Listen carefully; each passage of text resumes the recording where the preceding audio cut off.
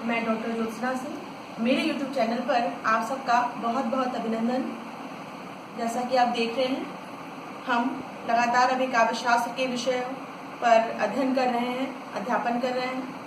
तो रस की परिभाषा और रस के अव्यय मैंने पिछले वीडियो में दिया है, आप उसको देख लें। और आज हम चर्चा करेंगे रस के स्वरूप पर। पहले तो भरतमुनि के अनुसार उनके नाट्य शास्त्र में उन्होंने कहा है कि विभाव, अनुभाव, व्यभिचारी संयोगाद रस निष्पत्ति। विभाव, अनुभाव, व्यभिचारी भाव के संयोग से रस की निष्पत्ति होती है, अर्थात उत्पत्ति होती है। काव्य को पढ़कर सुनकर जिस आनंद की अनुभूति होती है वह आनंद रस है। अब आपको कुछ समझ में आया होगा। तो यह आनंद तो रस है, लेकिन रस है क्या? आनंद रस है, लेकिन वास्तव में रस क्या है जो वो आनंद के रूप में प्रस्फुटित हुआ है? तो आज प्रस्तुत विषय पर हम चर्चा करेंगे। सबसे पहले हम परिभाषा के रूप में देखते हैं। तैत्तरीय उपनिषद में कहा है कि रसो वैशः रस वाय लब्ध व आनंदे भवतः। रसो वैशः रस वाय लब्धा आनंदे भवति। ठीक है, तो वह ईश्वरीय अनुभूति ही रस है। जब ईश्वर का अनुभूति हम करते हैं, ईश्वर की अनुभूति हम कर लेते हैं, वही रस है। इस रस को प्राप्त करके आत्मा आनंदी हो जाता है। अर्थात इस रस को जब आप मनुष्य प्राप्त कर लेता है तो आत्मा आनंदमय हो जाता है। जैसे कबीर ने, सूर ने, तुलसी ने, सभी ने जीवात्मा रूपी स्त्री को परमात्मा रूपी पुरुष में मिलन की बार बार बात कही है। तो संसार के सारे सुख होते हुए भी जीवात्मा क्यों तड़पती रहती है? क्योंकि उसे परम आनंद की प्राप्ति नहीं होती है। और वह परमानंद जो उसे प्राप्त होता है वह ईश्वर में विलीन होने पर ही होता है। दूसरे परिभाषा के रूप में आचार्य विश्वनाथ कहते हैं कि सदुर्देकाद खंडस्व स्वप्रकाशानंद चिन्मय वेदांत स्पर्शून्यो ब्रह्म स्वाद सहोदर लोकोत्तर चमत्कार प्राण केशिद प्रतिभार्धवे स्वकारवद भिन्नत्वेन अयमास्य वादते रसः। रस क्या है? शत्रु का वो करता है। जब रस हम लेते हैं तो हमारे चाहे तो कितना भी कटु आदमी हो, कितना भी राक्षस प्रवृत्ति का आदमी हो, लेकिन जब वो रस का आनंद लेने बैठता है, जब वो नाटकादि में राम सीता के प्रसंग को देखता है, तो थोड़े ही देर के लिए उसके अंदर सत्व गुण का उद्वेग हो जाता है और वह उनके अंदर उसको ये तुरंत गलती लगती है कि नहीं, मैंने जो जीवन में किया गलत है, मुझे भी ऐसे ही ईश्वर के इसी मर्यादा स्वरूप का पालन करना चाहिए। या राम सीता के इस प्रकार के व्यवहार का, या फिर राम लक्ष्मण के इस प्रकार के व्यवहार का हमें भी अनुभूति करना चाहिए, हमें भी जीवन में उसको अपनाना चाहिए। उसके बाद स्वप्रकाशा सत्वोदिकाद खंडस्व स्वप्रकाशा नंद जिन्व्य, वह सत्वोदेक की स्थिति में होता है। रस आस्वाद स्वरूप है, हम उसको लेते हैं। हमें स्पर्श करके कोई रस नहीं ले सकता। रस की अनुभूति व्यक्ति को स्वयं होती है। ठीक है, और जो स्पर्श की बात आपके दिमाग में आई हुई कि ये बात गलत है, तो वो प्रेम के प्रसंग में चलता है, जहाँ स्पर्श और देखने के क्षण से भी रस की अनुभूति होती है। अगला इसमें है स्वप्रकाशा निंचन्मय, वह स्वयं प्रकाशित होता है, वह किसी और के प्रकाश के स्थायी भाव हमारे अंदर वास करता है। वह उद्दीपन में उद्दीप्त होके, उद्दीपन भाव में उद्दीप्त होकर वह स्वयं प्रकाशित होता है।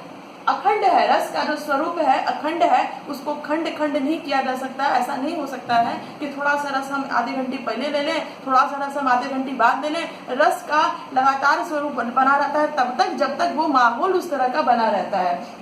यह क्या है? वेदांत स्पर्शून्यो, ये अन्य ज्ञान से रहित है। अगर इसको हम कहें कि नहीं, ये वेद को पढ़ लेने से रस की प्राप्ति होगी, या महाभारत और रामायण को पढ़ लेने से रस की प्राप्ति होगी, रस का जो स्वरूप है वह अन्य ज्ञान से रहित है। अगर मेरी रुचि रामायण में है तो मुझे रस की प्राप्ति होगी, अगर मेरी रुचि महाभारत में है तो भी मुझे रस की प्राप्ति होगी। बच्चे बहुत सारा हॉरर शो देखते हैं, कोई मैच देखता है, कोई खेल देखता है, कोई तरह तरह का कार्टून देखता है, कोई गाने में रस को मिलता है। तो रस का कोई नहीं है कि हमको किस चीज में रस मिलेगा। यह क्या है? अन्य ज्ञान से रहित है। ये जबरदस्ती प्रेरित भी करके नहीं दिलाया जा सकता।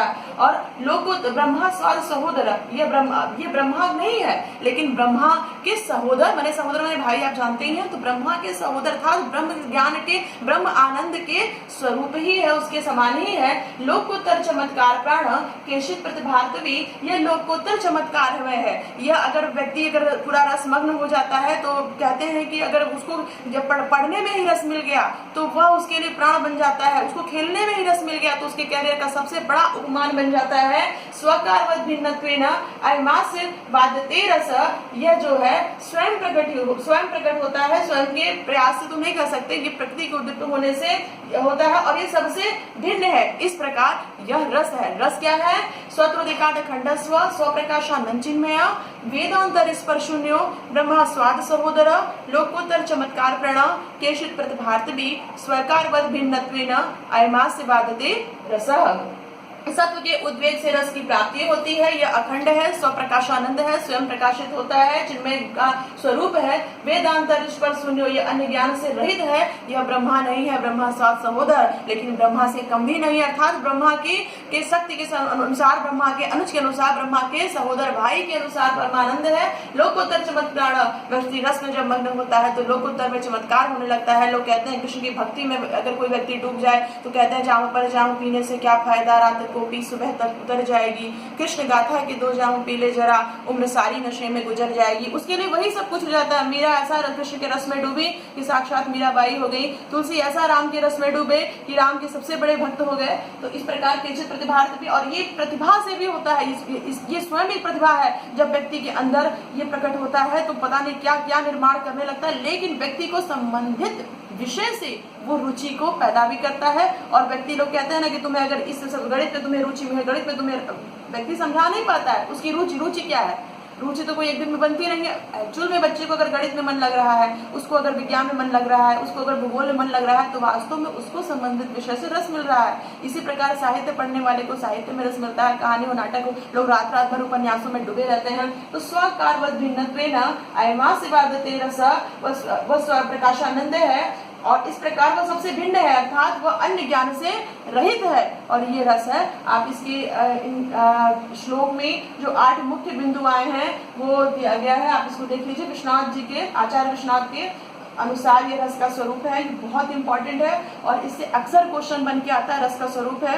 ये छात्र हमेशा कंफ्यूज रहते हैं कि रस का स्वरूप और रस की परिभाषा में क्या अंतर है। तो रस की परिभाषा है विभाव अनुभाव विचारी संयोगात रस निष्पत्ति। विभाव अनुभाव विचारी भाव के संयोग से रस की निष्पत्ति होती है, ये रस के अव्यय हैं।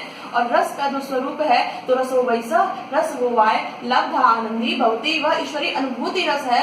और एक बात मैं, एक प्रसंग और मैं उठाऊंगी, रामधारी सिंह दिनकर के तृतीय अंक में तुम जाने तो वहाँ पे उर्वशी पूर्वा से कहती है, तुमसे जब से मैं मिली हूँ और तुम्हारे साथ मेरा संयोग हो चुका है। ये जो यात्रा उर्वशी दिनकर की चली है, ये काम से लेकर अध्यात्म तक की यात्रा है। पहले तो ये दोनों काम के प्रति बेचैन रहते हैं, दोनों के अंदर काम के प्रति एक अजीब सी तड़प रहती है। जब दोनों एकाकार होते हैं फिर भी वो तड़प नहीं मिटती है।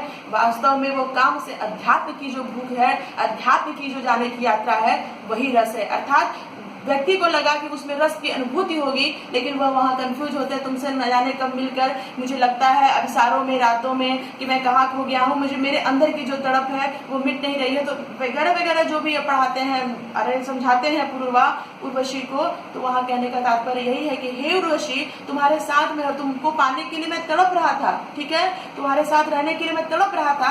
आज मैं अपना सब कुछ छोड़ के तुम्हारे पास आई हूँ। उर्वशी भी कहती है कि मैं स्वर्ग लोक छोड़ के तुम्हारे पास आई हूँ, लेकिन फिर भी हम दोनों एक साथ हैं। जबकि उर्वशी पूर्वा से गर्भवती भी यहाँ होती है, पूरी तरह से उन दोनों का संयोग एक होता है, लेकिन फिर भी दोनों को रस की अनुभूति नहीं होती है, क्योंकि वास्तव में दोनों की जो रस की अनुभूति वो अध्यात्म की होती है। यही उर्वशी के तृतीय अंक पे प्राण है। मैं एक चीज यहाँ बता देती हूँ, बहुत जल्दी उर्वशी पर भी एक वीडियो लेके आऊंगी। और आज संक्षेप में रस का यही स्वरूप है, इसको आप ध्यान से देख लीजिएगा। संबंधित विषय में अगर आपको कहीं कोई कमी रह गई हो, समझने में कहीं कोई दिक्कत हो, तो आप कमेंट करके मुझे बताइएगा।